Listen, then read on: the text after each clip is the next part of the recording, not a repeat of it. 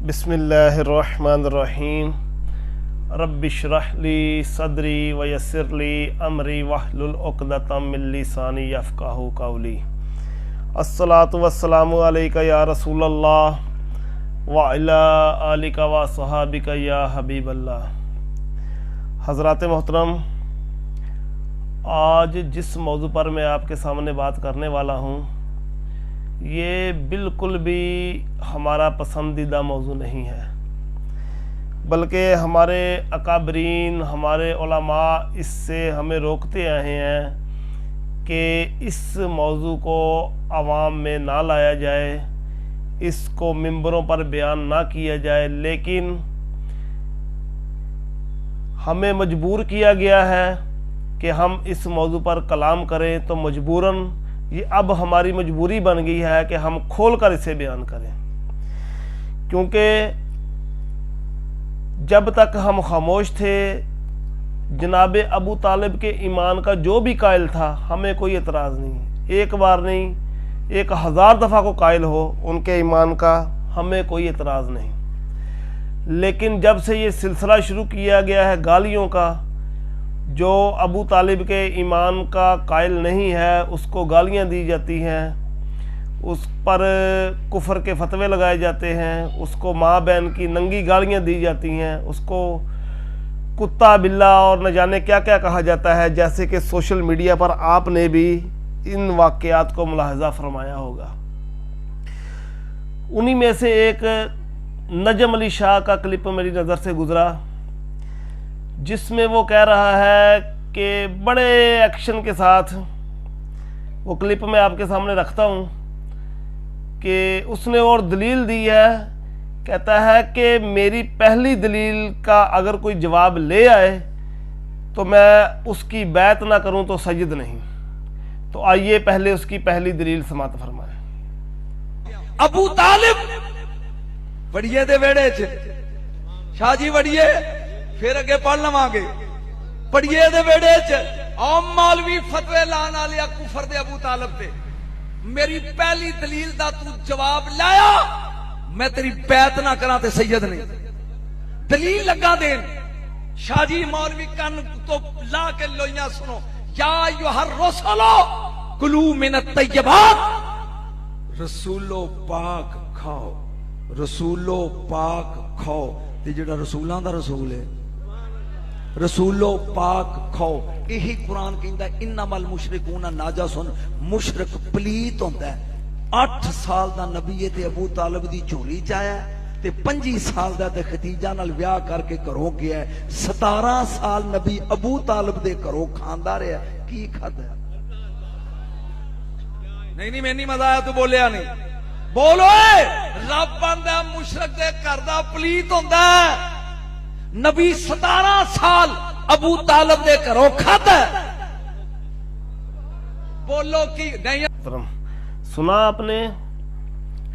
ये शाह साहब क्या इरशाद फरमा रहे हैं कि जो उनकी इस दलील का जवाब ले आए ना, एक तो ये उसकी बैत करेंगे, और इनकी गुफ्तगू का आप अंदाज़ा लगाएं, जिसकी दलील को ये सबसे मजबूत समझते हैं, यानी कि उनके नज़दीक ये दलील उनके नज़दीक पहाड़ों की तरह मजबूत है, क्योंकि वो जिसके अगर कोई जवाब दे सके तो ये उसकी बैत करने के लिए तैयार हैं। ये कोई छोटी दलील नहीं। तो इस गुफ्तगू से ये भी पता चलता है कि इनकी ये सबसे बड़ी दलील है, क्योंकि इससे भी कोई अगर बड़ी दलील होती तो शाह साहब वो पेश करते और उस पर दावा करते कि मैं बैत करूँगा अगर इसका कोई जवाब ले आए। तो अभी मैं आपके सामने साबित करूँगा कि ये दलील तारे अनकबूत से भी ज़्यादा कमज़ोर है, बल्कि ये दलील है ही नहीं, ये शाह साहब का अपना इस्तदलाल है, और ये बातिल इस्तदलाल है, किसी काम का नहीं है। लेकिन आप उनके ये एक्शन सुने, ओए मौलवी कन्ना तो लोइयां ला, ये बोलने के क्या, यानी कि जो अबू तालिब ते कुफर दे फतवे लाना लिया, बोलने का अंदाज आप देखें कि जो अबू तालिब के कुफर का कायल है उसको ये बुलाने का अंदाज क्या है। इनको ये खबर नहीं है कि कितने कितने अकाबरीन, कितने मुहद्दिसीन, मुफस्सिरीन, औलिया कामिलीन, कितने बड़े बड़े, बल्कि उम्मत का इजमा है इस पर, اس مسئلے پر اہل سنت کا اجماع ہے، ہمارے بزرگوں نے، ہمارے علماء نے یہ قول کیا ہے کہ اہل سنت کا اس پر اجماع ہے کہ ابو طالب کی موت کفر پر ہوئی ہے، انہوں نے اسلام قبول نہیں کیا، لیکن پوری امت کو ایک ہی لگا مولوی فتوی لانا لیا۔ یہ ان کا انداز گفتگو ہے، پتہ نہیں تقریر کرنے جاتے ہیں کہ مداری پورا کرنے جاتے ہیں، مجھے تو یہ قاری کم تو مداری زیادہ لگتے ہیں۔ تو یہ ہے دلیل جناب کی کہ رسول اللہ صلی اللہ علیہ وسلم نے ابو طالب کے گھر سے کھایا، ان کے گھر میں رہے، تو ان کے گھر سے وہ 17 سال تک، پہلے تو یہ میں کہتا چلوں کہ یہ جو آپ نے بات کی ہے نا 17 سال تک ابو طالب کے گھر سے کھایا، یہ اختلافی روایات ہیں، ان کی سند پر کلام کیا ہوا ہے، ان کی سندیں صحیح نہیں ہیں کہ ابو طالب کے گھر میں 17 سال تک رہے ہیں۔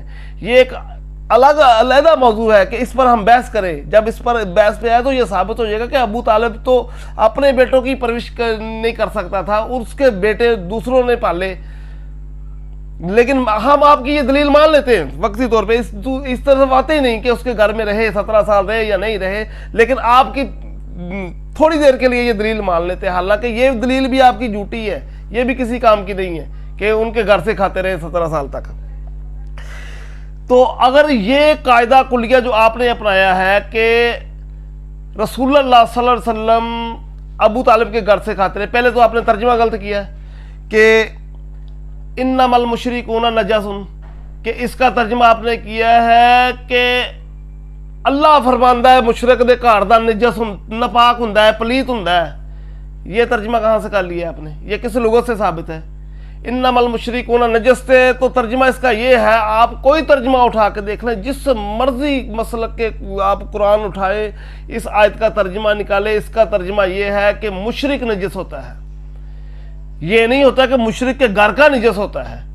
اگر مشرک کے گھر کیا ہر چیز، ہر مال، ہر کھانا پینا نجس ہوتا ہے، پلید ہوتا ہے، تو جو جنگوں میں مال غنیمت آتا ہے، مشرکین سے اتنی جنگیں لڑیں، رسول اللہ صلی اللہ علیہ وسلم خود بھی کھاتے رہے، اپنے صحابہ کو کھلاتے رہے، اپنے حصے نکالتے تھے، صحابہ کے حصے نکالتے تھے، تو پھر وہ کیا کھاتے تھے؟ اگر مشرک کے گھر کا نجس ہوتا ہے تو پھر وہ کیا لیتے رہے؟ اتنی جنگوں میں جو مال غنیمت آتا رہا وہ کیا تھا؟ خیر چھوڑے اس بات کو بھی۔ تو جو پہلے تو آپ نے ترجمہ، ہمیشہ حدیثوں کے ترجمے میں نے دیکھا ہے ان کے بیانات، وہ اپنی مرضی کے من گڑت ترجمے ہوتے ہیں، اپنی جیب سے ترجمے ہوتے ہیں، لوگوں سے واہ واہ کرانے کے لیے قرآن کا ترجمہ غلط کر دیتے ہیں۔ قرآن کی آیت کا انما المشرکون نجس، اللہ فرماتا ہے کہ مشرک کے گھر کا نجس ہے، یہ کہاں سے آ گیا؟ اللہ فرماتا ہے کہ مشرک نجس ہے، مشرک پلیت ہے، مشرک کے گھر کا پلیت نہیں کہا۔ اگر یہی ہے تو قرآن کریم میں، اور پھر میں نے یہ پہلے کہا کہ یہ ابو طالب کے گھر سے 17 سال تک کھاتے رہے، یہ 17 سال تک ان کی پرورش کی، یہ اختلافی مسئلہ ہے، یہ ثابت نہیں ہے، لیکن ہم نے پھر بھی مان لیا۔ تو آپ کا یہ قاعدہ کلیہ قرآن کریم سورہ شعراء آیت نمبر ہے یہ 18، فرعون نے حضرت موسیٰ علیہ السلام کو جس وقت حضرت موسیٰ علیہ السلام اس کے مقابلے میں آئے اور اس کو اللہ کی توحید اس کے سامنے پیش کی، اللہ کا پیغام اس کے سامنے پیش کیا، تو فرعون نے کیا کہا؟ فرعون نے کہا، یعنی حضرت موسیٰ علیہ السلام کو فرعون نے تانا دیا، یہ کوئی کتاب نہیں، آپ کی طرح کا استدلال نہیں، اللہ کا قرآن ہے، اسے کہتے ہیں دلیل، جس کو تو بڑی دلیل سمجھتا تو وہ تو تارے عنکبوت سے بھی کمزور نکلی، وہ تو پہلے جھٹکے میں اس کے میں پرخچے بھی اڑا دیتا ہوں۔ آپ اللہ تعالیٰ قرآن کریم میں ارشاد فرماتا ہے، فرعون نے حضرت موسیٰ علیہ السلام کو تانا دیا، کیا؟ قال الم نربک فینا ولیدا ولبثت فینا من عمرک سنین۔ حضرت موسیٰ علیہ السلام سے فرعون نے کہا، کیا ہم نے بچپن میں تمہاری پرورش نہیں کی؟ الم نربک، اس کا ترجمہ بنتا ہے ہم نے رب بن کے تیری پرورش نہیں کی؟ کیا بچپن میں ہم نے تیری پرورش نہیں کی اور تم نے اپنی عمر کے کئی سال ہمارے گھر میں بسر نہیں کیے، ہمارے پاس بسر نہیں کیے کئی سال؟ اور کئی سال کتنے ہیں؟ آپ نے تو کہا نا کہ وہ ابو طالب کے گھر میں 17 سال رہے، وہ بھی ثابت نہیں ہے، روایتوں پر کلام ہے، لیکن یہ اللہ کا قرآن ہے، اس پہ کوئی جرا نہیں، کوئی بحث نہیں، کوئی شک و شبہ کی گنجائش نہیں کہ موسیٰ علیہ السلام فرعون کے گھر میں رہے کئی سال، اور وہ کتنے سال رہے؟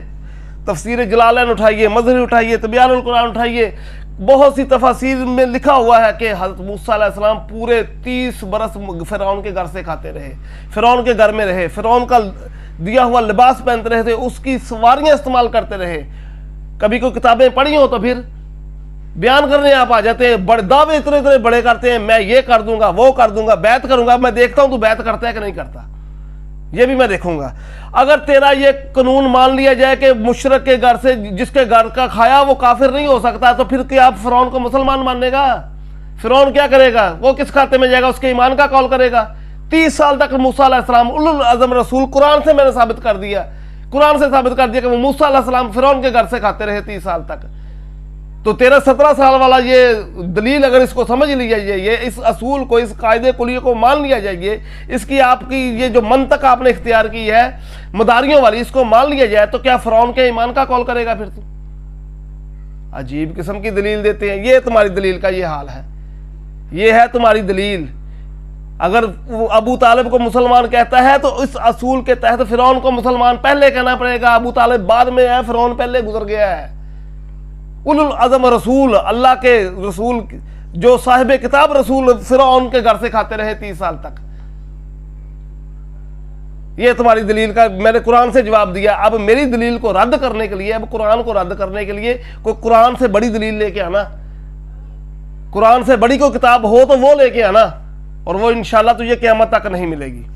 अब अबू तालिब के कुफर पर दलाइल के अंबार हैं हमारे पास, लेकिन एक दलील अब मैं कुरान से पेश करता हूं, अगर हिम्मत हुई तो तुम उसे रद्द करना, क्योंकि कुरान से मैंने ये तुम्हारी तरह का इस्तदलाल नहीं करना, बल्कि कुरान से मैं दलील पेश करने लगा हूं। कुरान करीम की बहुत सारी आयात से और अहादीस की, सही अहादीस से और तफसीर से और बुजुर्गों की बहुत सारी किताबों से ये सब बात साबित है कि अबू तालिब ने ईमान कबूल नहीं किया और उसकी जो मौत है वो कुफर पर हुई है।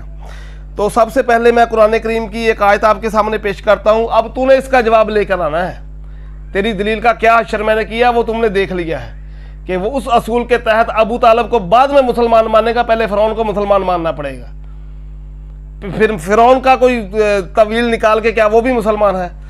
लेकिन अब कुरान करीम से मैं जो दलील मैं पेश करने लगा हूं वो सुन। अल्लाह ताला इरशाद फरमाता है, सूरह कसस है, आयत नंबर इसकी है 56, इन्नका ला तहदी मन अहबब्ता वलाकिन्नल्लाह यहदी मन यशा।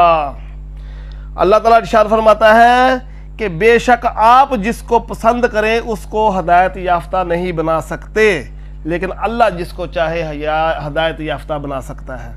अल्लाह जिसे चाहे हदायत याफ्ता बना देता है। इस आयत का शान नज़ूल ये किन किन किताबों में है? बहुत सी किताबों में इस आयत का शान नज़ूल, चंद एक के मैं नाम आपके सामने जिक्र करता हूँ।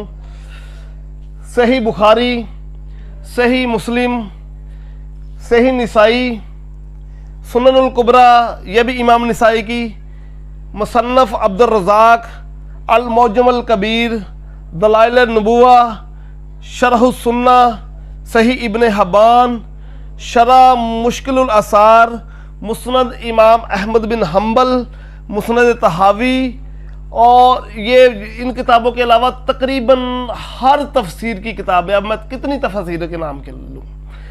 इसका शान नज़ूल जो बयान किया गया है वो ये है कि जिस वक्त अबू तालिब का मौत का वक़्त करीब आया तो उस वक़्त रसूलुल्लाह सल्लल्लाहु अलैहि वसल्लम अबू तालिब के पास तशरीफ़ लाए। ये मैंने इसका शान नज़ूल आपके सामने किताबों के नाम लिए। मैं इस वक्त मैं बुखारी से पढ़ रहा हूँ, और ये वो किताब है कुरान करीम के बाद सबसे मुस्तनद, सबसे सही, सबसे आला, सबसे अफजल।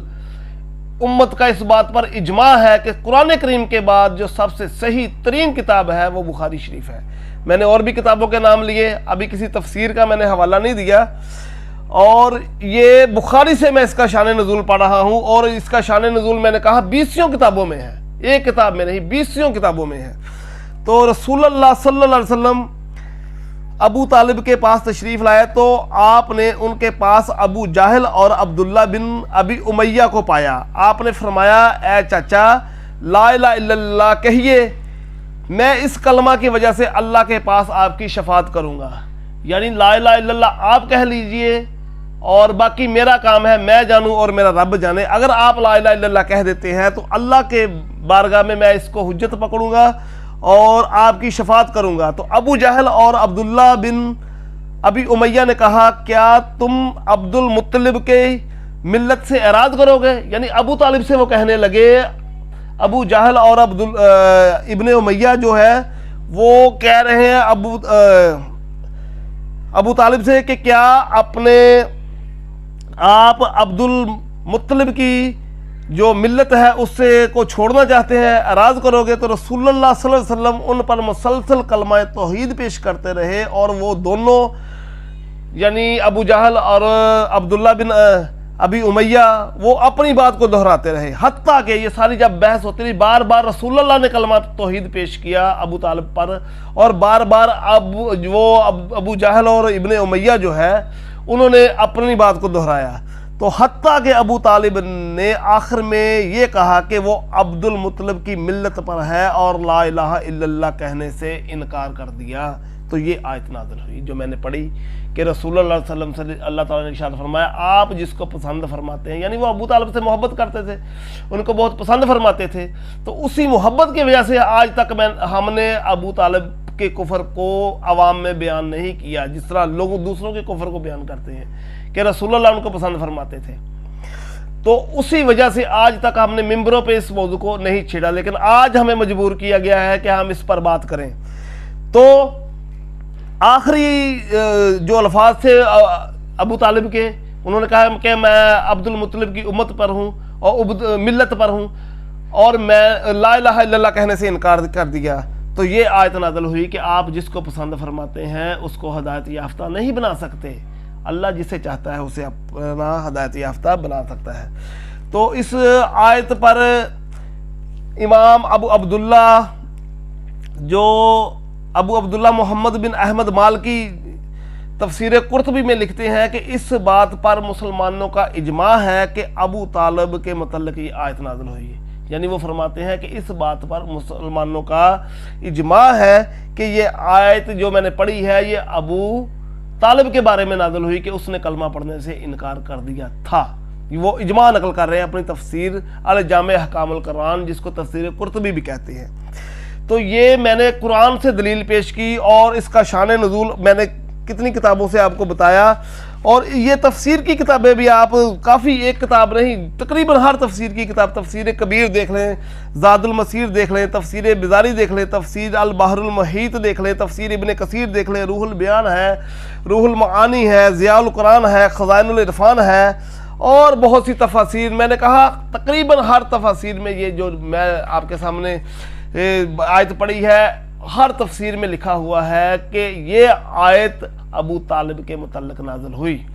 تو میں نے آپ کی یہ دلیل کا جواب دیا کہ آپ کے قاعدے کے مطابق اگر اس طرح مسلمان مانیں گے آپ ابو طالب کو کہ اس کے گھر سے اللہ کا رسول کھاتا رہا، تو فرعون کے گھر سے بھی اللہ کا رسول کھاتا رہا، پھر فرعون کو بھی مسلمان ماننا پڑے گا. تو یہ دلیل آپ کی بالکل باطل ہے، جھوٹی ہے، من گڑت ہے.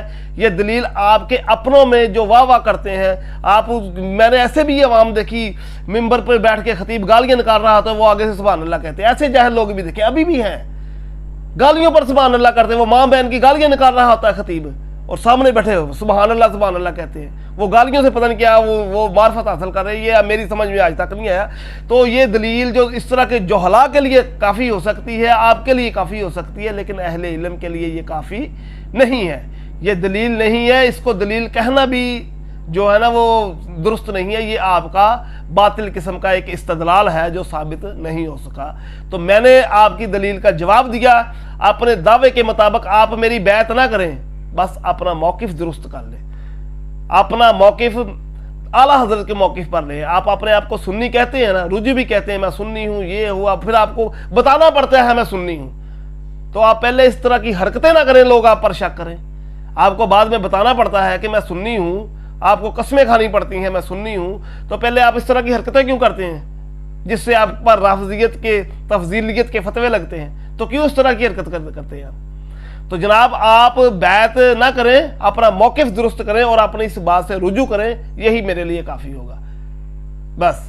اور یہ مداری پورا چھوڑ دیں، پڑھ کر مطالعہ کر کے بیان کرنا آیا کریں اور اہل سنت کے مسلمات کا آپ خیال رکھا کریں، ورنہ اس طرح کے یہ فتوے لگتے رہیں گے آپ پر۔ اور یہ بھی آپ یاد رکھیں کہ اب ہم نے بولنا شروع کر دیا ہے ابو طالب کے بارے میں، تو جو بھی اب بولے گا وہ اس دھیان سے بولے میں نے ایک دلیل دی ہے، ابھی قرآن کی اور بھی آیات باقی ہیں، اور پھر اتنی ایک دلیل نہیں، دلائل اتنے دیں گے کہ آپ کا منہ بند ہو جائے گا انشاءاللہ۔ ابو طالب کا ایمان کو نہیں ثابت کرتا، اہل سنت میں سے کسی کو چارہ نہیں کہ وہ ابو طالب کو کافر مانے۔ اگر اپنے آپ کو سنی کہتا ہے نا تو وہ ابو طالب کو کافر ہی مانے گا، مسلمان نہیں مان سکتا بس۔ ہاں اہل سنت سے نکل جائے تو جو مرضی پھر کرے، وہ جو چاہے کرے۔ امام نووی نے شرح مسلم میں لکھا ہوا ہے کہ اہل سنت کا اس پر اجماع ہے کہ ابو طالب کی موت کفر پر ہوئی، اور بڑے بڑے اکابر علماء نے اس کے کفر کا قول کیا۔ آپ کس کس کو گالیاں دیں؟ اوے مولوی، یہ اب ایکٹنگ کرنی جو ہے چھوڑیں، یہ فلموں میں ایکٹنگ اچھی لگتی ہے، یہ سٹیج پر ممبر رسول پر اس طرح کی ایکٹنگ اچھی نہیں لگتی۔ اور کرنا تو لوئیاں لا کے سنو، او مولوی فتوے لانا لیا۔ یہ میں نے قرآن نے فتویٰ لگایا ابو طالب کے کفر پر، یہ رسول اللہ نے فتویٰ لگایا ابو طالب کے کفر پر۔ اب ان کو اوے کہہ کے یا مولوی کہہ کے ان کی توہین، یہ بھی ایک قسم کی توہین بنتی ہے۔ تو ذرا اپنا منہ بند رکھیں، بس آپ کے لیے یہی کافی ہے۔